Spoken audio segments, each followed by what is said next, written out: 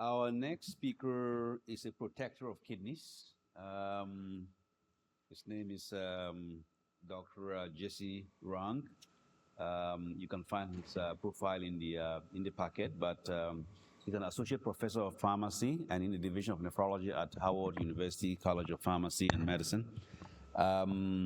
He did his doctorate in pharmacy at the University of Maryland, and from there he went to GW to do his clinical pharmacy, and then after that returned to Howard to be a clinical pharmacist specializing in nephrology pharmacy and protecting the kidneys and making sure that nobody's prescribing anything that damages the kidneys.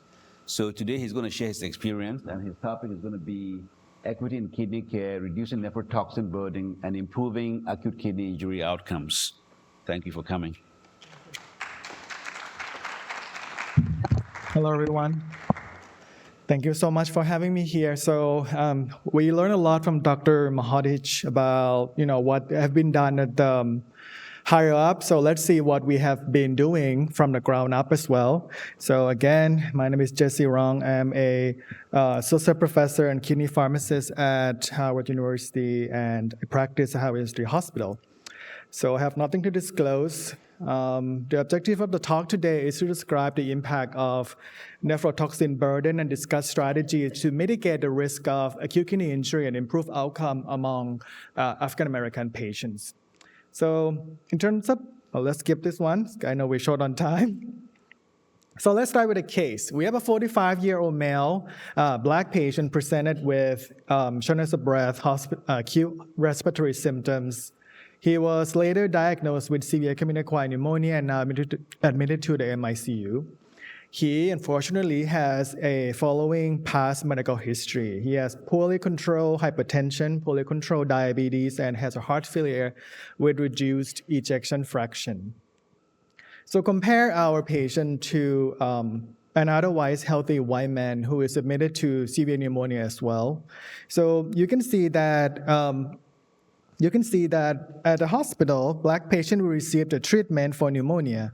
And on the other hand, how do I get the, okay. So at the hospital, Black patient will receive treatment for community-acquired pneumonia. And on top of that, Black patient will also receive medication that the patient came with pre-hospitalization with diabetes treatment, hypertension, and diabetes. As opposed to white patient, they only receive treatment for pneumonia. What if I say that many of these medications potentially can be nephrotoxic? Many of the heart failure medication can behave in a way that can damage the kidney. And some of the medication that we treat the infection in the hospital can potentially be nephrotoxic. Who will more likely to develop acute kidney injury in the hospital? Black patient versus white patient. That's what we're going to discuss today, and how we can mitigate the risk of acute kidney injury among patients that we see in our practice. In terms of prevalence of AKI, there is a huge study published in about less than 10 years ago using KDIGO AKI definition. Worldwide, statistically, the incidence of acute kidney injury happens in about 20% of patients who are admitted to the hospital, so about 1 in 5 patients. At our local data at HBCU hospital, it's about 1/3. It's about 34% of patients develop hospital-acquired AKI, which is, you can see that it's higher than the global statistics. Drug-associated AKI has been known as a leading cause of acute kidney injury. No matter what type of studies that you do, prospective, retrospective, it always has been seen that as a 3rd or 5th leading cause of acute kidney injury. So drug is important that can drive bad kidney outcome in the hospital. And unfortunately, we also have seen the rising incidence of acute kidney injury in our community. Over the past 2 decades, there was a dramatic rise in AKI, particularly in our country. So you can see that no matter what data set we use, USRDS in 2017, 2018, and read the most recent data in 22, 23, the incidence of AKI is higher, and it is higher among Black patients when you compare with patients of different races. And this is actually consistent with our local data, where about 1/3 of patients who are admitted to our hospital develop acute kidney injury. So why is that? So Dr. Mahathij also alluded in such a nice way about why and how structural racism have placed patients into at risk of developing acute kidney injury or chronic kidney disease. So I'm not going to go into a huge detail, but for our perspective, I just wanted to paint a picture that patients who came to the hospital, if they're African American or Black, they are more likely to have several comorbid conditions, several pre-hospitalized risk factors that they came in before they come to the hospital. And this could be the reason why they are more likely to develop acute kidney injury in the hospital. You can see here in this kind of BC diagram that there are several things that can put patients at risk of acute kidney injury. Once a patient set foot in a hospital, whatever treatment that we prescribe to the patient, surgery, patient can develop cardiorenal, hepatorenal, ischemia, hypoperfusion. The patient can develop sepsis. If the patient is older or having pre-existing CKD, everything can compound and put patients at risk of acute kidney injury. And once a patient has developed AKI, decreased drug metabolism will put nephrotoxin a little bit more pronounced, and those medication will have a higher effect on the kidney function. And I wanted to show here a little bit about,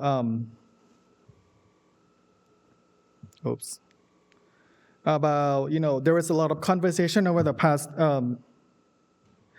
technology and me are not going together well today, about Black race and acute kidney injury. So like Dr. Mahathij alluded earlier about APR1 gene mutation. So APR1 gene mutation, it was discovered in the 90s, recessive gene, what she said about it was discovered as a protection from sleepy sickness syndrome in Africa. There was 2 variants, specific variants that are associated with increased kidney failure risk, G1 and G2. So if the patient harbor G1 and G2 genetic mutation, they will be at a higher risk of kidney failure, and G0 refers to low risk that does not contribute to kidney failure. Who are at risk of this kidney failure high risk. So you can see here that the area in this dark purple represent the patients who are at higher risk of harboring G1 and G2 genetic mutation. And during the global migration during the 17th and 18th centuries, individuals who have this genetic risk had traveled out and then come to the United States, the Caribbean region, and they may or may not know that they have had this genetic mutation. However, it's not everyone that with this gene will develop a kidney failure. You need additional exacerbating risk factors serving as a second hit or a third hit, like what she mentioned. What we know so far is that second hit can be COVID, HIV, inflammation that could serve as second hit, and this second hit will propagate patient from having a dormant kidney function to a full-blown kidney failure. However, you can see on this panel that even patients or individuals who were born with genetic risk, they can grow up to have a normal kidney function, or they can develop a worsened trajectory by developing kidney failure as well.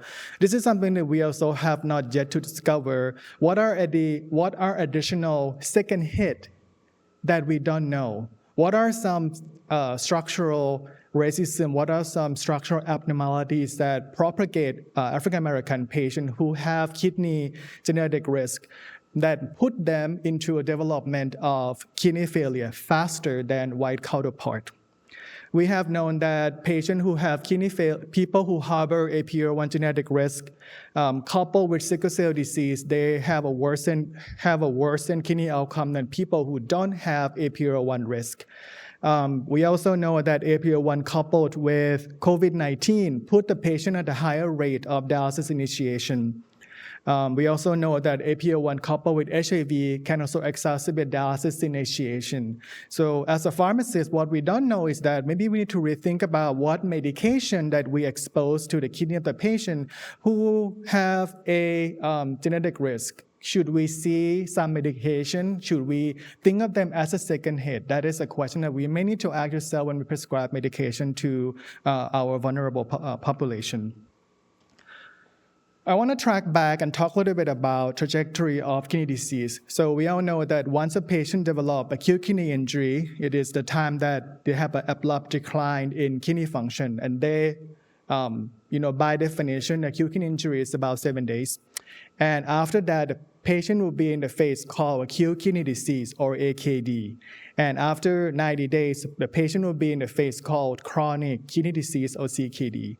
So what we need to target is that once the patient develops acute kidney injury or develop AKD, what can we do to prevent them from progression to CKD? So KDIGO, which is the not the governing body, but the body that developed guideline for us to treat kidney disease, developed a practice guideline in 2012 for the management of acute kidney injury. So KDIGO suggested having a treatment care bundle for all patients, even who are at risk or develop AKI stage 1, 2, and 3.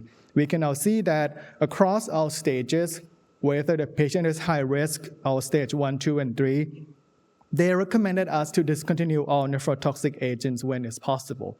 However, as we all know that to say this, it's kind of easier to said than done, because we all think that every medication we prescribe has an indication, right? So what can we do to rethink that concept, and what can we do to ensure that medication that we prescribe is not nephrotoxic? So let's talk about that.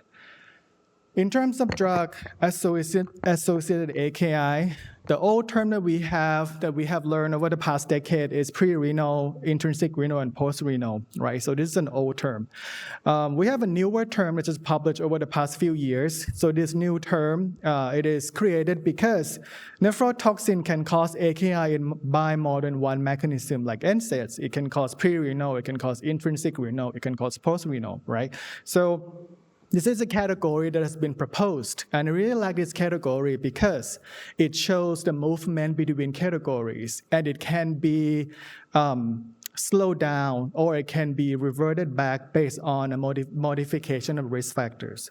I'm not going to go into the detail of each category, but basically what I want to show is that AKI is a syndrome, right? And AKI is propagated by risk factors, right? So if we can modify the susceptibility to risk factors, we can potentially slow down the movement between categories. So if a patient were in the stage that has a mild AKI, if we modify risk factors, basically nephrotoxin, we may be able to stop the movement from the less severe to non-severe category. And that is what we can do to improve the outcome among African American populations. And so this slide talks about agents, right? We talked about, we got to stop this drug, we got to stop this drug. But I want to point out that it's not just an agent. Duration also matters. This is a large multi-center, multinational studies that was conducted in Europe. So this one is conducted in medical ICU across Europe. It's published from French ICU physicians. They were looking into the incidence of AKI and nephrotoxin burden. The burden is coined first in this study and was quantified by quantified by drug times number of days. So it shows that the longer the patient is exposed to nephrotoxin, drug times day, the higher the burden, what is associated with higher stages of AKI and worsening acute kidney injury. So it shows to us that it's not just the agent, it's also the duration that also matters. So going back to this patient again, you can see that if the Black patient who is admitted to the hospital with a lot of medication that can be nephrotoxic compared to non-Black patients who admitted to the hospital with just no comorbid condition, nephrotoxin burden among Black patients is higher, and that is probably contributed to the high incidence of acute kidney injury in the hospital. So what can we do? What are some strategies to reduce nephrotoxin burden? Number one, the first thing I want to suggest is the use of novel stress biomarker. So the concept of stress biomarker is not new. It's been around, I would say, more than a decade. We've been talking about the use of biomarker to diagnose, to prevent, to early detect patients who are at risk of AKI, but the adoption of this stress biomarker has been low. So the stress biomarker is going to allow us to identify patients who are going to develop future acute kidney injury. Basically, what we do currently is we wait for serum creatinine to rise. Once it's rising, we say this patient is having acute kidney injury. But serum creatinine lags behind true GFR, and it's not really a good functional biomarker to detect or to prevent acute kidney injury. So if we have a marker, once a patient has an insult from medication, the kidney will be in stress. And after, if the kidney is in stress, if we have any biomarker such as TIMP2, IGFBP7, or the commercial name called Nephrocheck, if we can quantify this stress molecule in the urine, we might be able to identify patients who are at risk and have an intervention to mitigate those risks or change the trajectory of the acute kidney injury.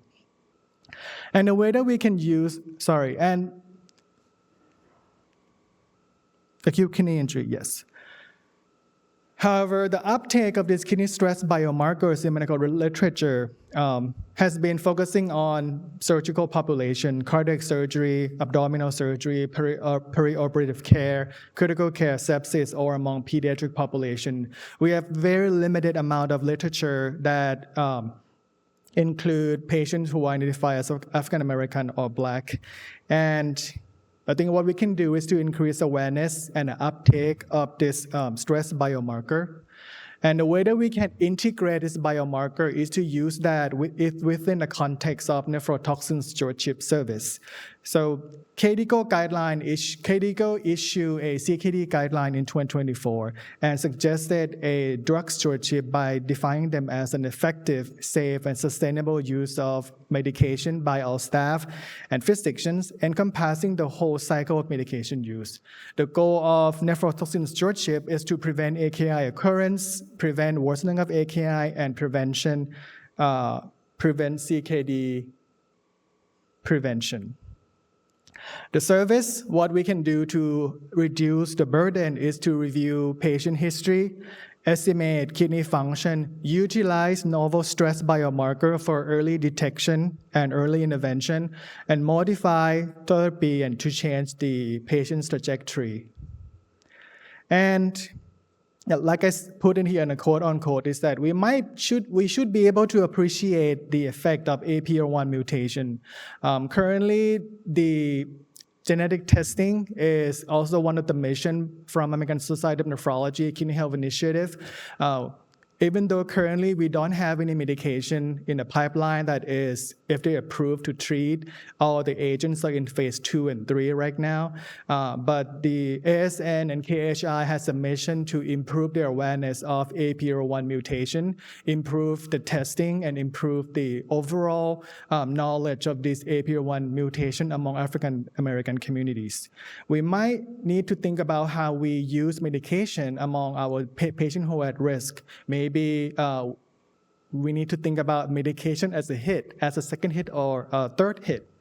But what we can do is to control and limit second hit. If we know that HIV serve as a second hit, we might need to educate our community to use PrEP, have knowledge on how to use PrEP and also COVID vaccine, because COVID can be served as a second hit.